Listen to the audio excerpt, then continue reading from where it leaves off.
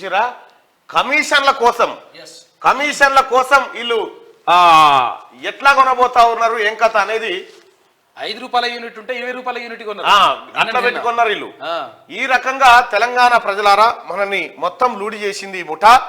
నేను ఎప్పుడు చెప్పిన ఈ మాట 4 సంవత్సరాల క్రితం ఈయన కరెంటు దోపిడీ మీద ఎపిసోడ్ చేసిన కాళేశ్వరం కథ వ్యవహారం అంతా మీరు ఒకసారి వీలైతే అది చూసుకోండి, అన్ని ఒకసారి చూడండి, మీకు కంప్లీట్ గా పిక్చర్ అర్థమవుతుంది ఏం చెప్పినాం అనేది, వీళ్ళు ఎట్లా దోషిరు అనేది.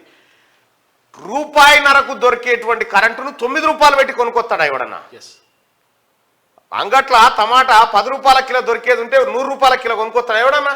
ఇక కరెంటు గట్లే కొనుక్కొచ్చి గిట్ల చేసిరు అన్నట్టు మొత్తం సర్వనాశనం. కేసీఆర్ ప్రభుత్వం పుణ్యం అంటూ విద్యుత్ సంస్థలన్నింటిపై ఏకంగా 1.14 లక్షల కోట్ల భారం మోపింది. ఈ పాపమంతా అప్పటి సీఎం కేసీఆర్ తో పాటు విద్యుత్ శాఖ మంత్రి జగదీశ్వర్ రెడ్డిదే అని చెప్పడంలో ఎలాంటి సందేహం లేదు. ఎందుకంటే డిమాండ్కు తగిన విద్యుత్తును ఉత్పత్తి చేయకుండా ఆర్భాటాల కోసం 24 గంటల ఉచిత విద్యుత్ అంటూ ప్రజల నెత్తి మీద పెద్ద శటగోపనం పెట్టారు.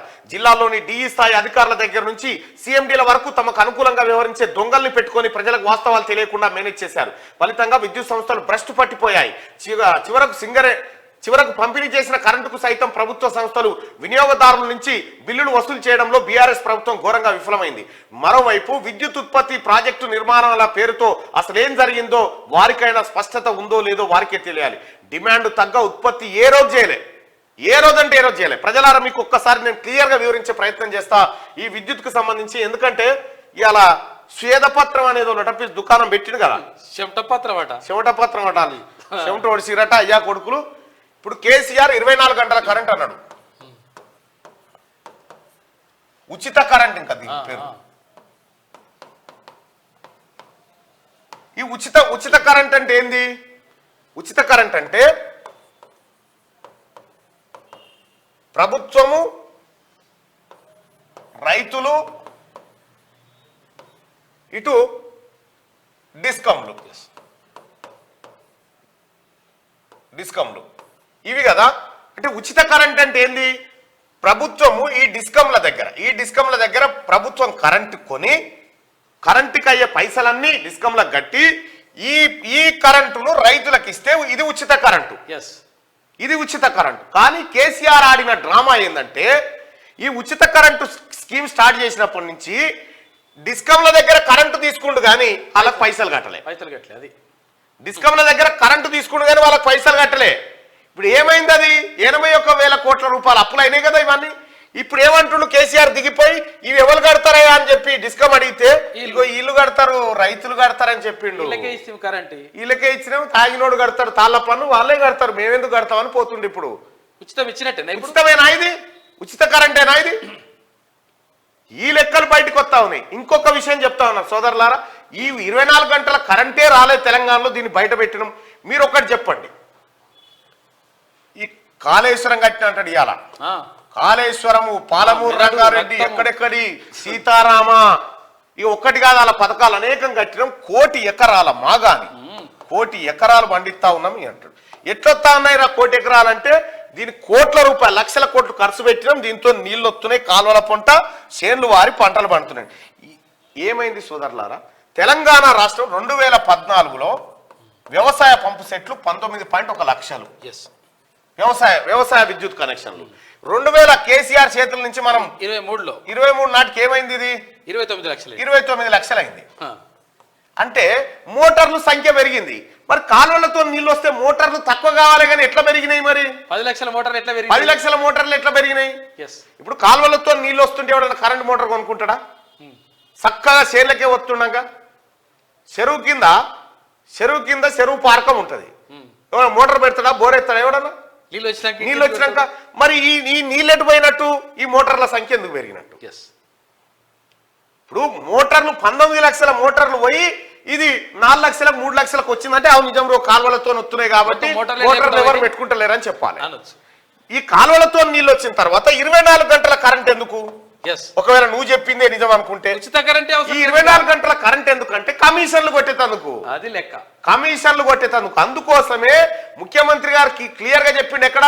అసెంబ్లీలో. దీనిపైన జ్యుడిషియల్ ఎంక్వైరీ చేస్తామండి ఛత్తీస్గఢ్ ప్రభుత్వం. ఇక ఇంకొక ఆయన అంటాడు, ఇంకో తెలివి తక్కువ ఆయన అంటాడు, ఏమంటాడంటే ఛత్తీస్గఢ్ తోని కేసీఆర్ ఛత్తీస్గఢ్ తోని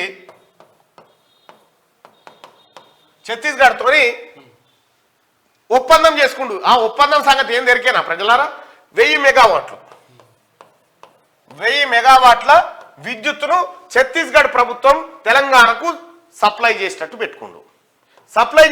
పెట్టుకుంటే ఏంటంటే ఇంకా దీని ఒప్పందం ఏందనుకుంటున్నావు, బయట మార్కెట్లో తక్కువ దొరుకుతుంది.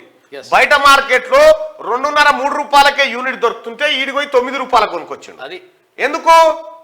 వీళ్ళతోని ఒప్పందం చేసుకొని ఇక్కడ కమిషన్లు కొట్టేందుకు కేసీఆర్ కుటుంబం కేవలం కమిషన్ల కోసమే ఈ డ్రామా ఆడిలు. ఇక్కడ మళ్ళీ ఈ 1000 మెగావాట్లు నువ్వు వాడినా వాడకపోయినా నేను పైసలు ఇస్తా, మేము వాడుకున్నా వాడుకోకపోయినా ప్రతి నెల 1000 మెగావాట్ల కడతానే ఉంటాం మేము పైసలు అని చెప్పిండు. ఇక వాళ్ళకి అట్లా అది కథ. ప్రతి నెల కట్టి 100,000 కోట్ల రూపాయలు ఇట్లా నాశనం చేశారు.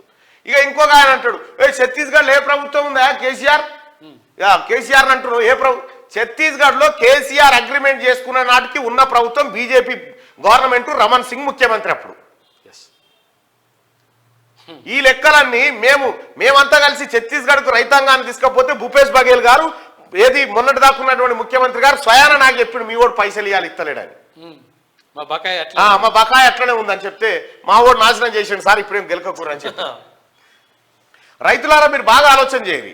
ఎవడన్నా ఇప్పుడు వస్తువు మనం తీసుకుంటే పైసలు కట్టాలి, వస్తువే రానప్పుడు పైసలు ఎట్లా కట్టాలి? కానీ కడతా అని చెప్పి అగ్రిమెంట్ చేసుకుంటు కేసీఆర్. ఎందుకంటే కమిషన్ కావాలి, నేను వాడకపోయినా నీకు 1000 మెగావాట్ల కడతా, నాకు వచ్చేది నాకు వస్తుంది, నీకు వచ్చేది నీకు వస్తుంది. ఎవ్వరి కాడు పుట్నాలు బుక్క దంచుకొని బుక్కిరు కథం. అది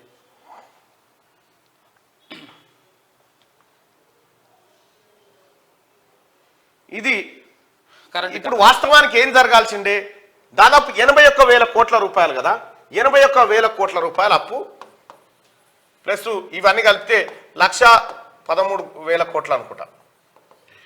ఇవన్నిటితోని మనం కొత్తగా విద్యుత్ తయారు చేస్తే మనకు శాశ్వతంగా ఉండేటి కదా, ఎప్పటికి ఉండేటి కదా. అవి చేయలే.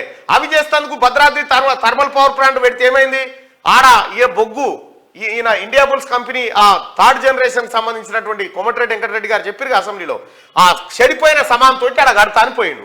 ఇండియా బుల్స్ దగ్గర కమిషన్లు కొట్టిండు, ఇటు ప్రభుత్వం దగ్గర కొట్టిండు, అన్నిట్లలో కొట్టిండు. కొట్టిన తర్వాత ఈయన కొత్తగా విద్యుత్ ఉత్పత్తి చేయకపోగా ఇప్పుడు ఆ థర్మల్ పవర్ ప్లాంట్ దేంతో నడుతుంది అనుకుంటారు? జపాన్ ఈ బొగ్గు కాదు, మన సింగరేణి బొగ్గుతో కరెంట్ కాదు, అది జపాన్ బయట దేశాలకి రావాలి. అటువంటి సామర్థ్యం కథ పెట్టిండు దుకాణం సారు, బాగా కాస్ట్లీ.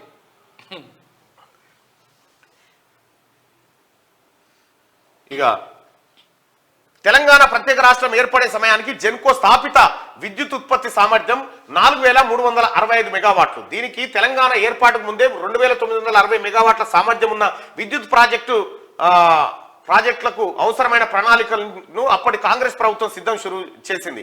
దీంతో రాష్ట్రం ఏర్పాటు తర్వాత అవి ఉత్పత్తి చేయడం మొదలుపెట్టాయి. ఇంతవరకు బాగానే ఉంది. కానీ బీఆర్ఎస్ అధికారంలోకి వచ్చాక కేవలం 1,080 మెగావాట్ల భద్రాద్రి థర్మల్ పవర్ ప్రాజెక్టును మాత్రమే పూర్తి చేసింది. ఈ ప్రాజెక్టు పూర్తి కావడానికి సైతం సుదీర్ఘ కాలం పట్టింది. అయితే ఈ నిర్మాణంలో ప్రమాణాలకు విరుద్ధంగా సబ్ క్రిటికల్ ఇప్పుడు పనిచేయదా టెక్నాలజీ, అది ఆ టెక్నాలజీ పెట్టి ఆ టెక్నాలజీ ఎందుకంటే ఇక్కడ ఇప్పుడు అసలు విషయం ఏంటంటే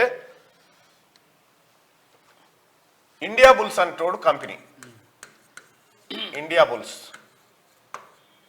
బుల్స్ కంపెనీ ఏం చేసిందంటే వీడు ఒక తాన విద్యుత్ పవర్ ప్లాంట్ కట్టడం కోసం వానికి కావాల్సిన సమాన్ బిహెచ్ఈఎల్ కు ఆర్డర్ చేసిండు. భారత్ హెవీ ఎలక్ట్రికల్స్ లిమిటెడ్ అనే కంపెనీ ఉంది కదా, దానికి ఆర్డర్ చేసిండు ఇండియా బుల్స్ కంపెనీ. ఏది అక్కడ మాకు పరికరాలు కావాలి మీరు ఉత్పత్తి చేయని, వీనికి ఒక 10,000 కోట్లు ఇచ్చిండు. అందాదా 10,000 కోట్లు ఈ బిహెచ్ఈలకు చెల్లించిన తర్వాత ఏమైందంటే మొత్తం ప్రపంచం అంతా మారిపోయి సబ్ క్రిటికల్ విధానం వద్దు, సబ్ క్రిటికల్ విధానం ఎక్విప్మెంట్ వాడకండి, దానివల్ల లాభం లేదు, ఉత్పత్తి వ్యయం పెరిగిపోతుంది అని చెప్పారు, ఖర్చు ఎక్కువ అవుతుంది, ఇది వాడకూరు అని చెప్పారు.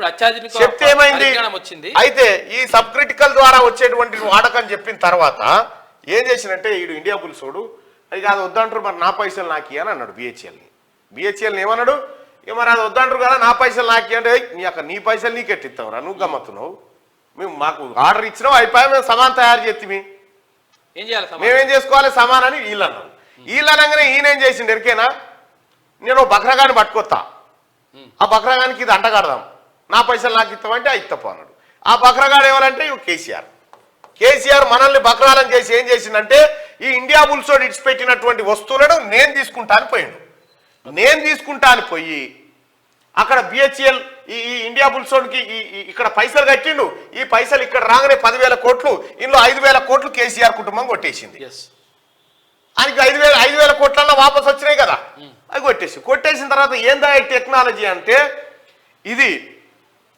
బయటనేమో రూపాయి పావులో 2 రూపాయలకు యూనిట్ తయారవుతుంటే ఈడ 6 రూపాయలు 7 రూపాయలకు తయారవుతాయి యూనిట్ సోడిగా ఇటువంటి కథ ఇది వీడికి కావాల్సింది మళ్ళా విదేశీ బొగ్గు కావాలి ఇక్కడ బొగ్గు మన సింగరేణి బొగ్గు పనికిరాదు దీనికి విదేశీ బొగ్గు పాత ఏది ఈ ఇంత కరెంటు యుగంలో ఆయిల్ ఇంజన్ పెట్టుకున్నట్టు అన్నట్టు అంతే ఇంత కరెంటు ఆయిల్ ఇంజన్ పెట్టి గా కథ అన్నట్టు ఆయిల్ ఇంజన్ పెట్టుకున్న కథ కాడికి తెచ్చిండు సార్ ఇగో ఈ రకంగా కొట్టేసిండు ఈ విద్యుత్ రంగం మీదనే ఈ లెక్కలన్నీ బయటకు వస్తే ఇప్పుడు ఇజ్జలు పోతుంది సార్కు ఈ లెక్కలన్నీ బయటకు వచ్చినందుకు గంత దుర్మార్గుడు మూర్ఖుడు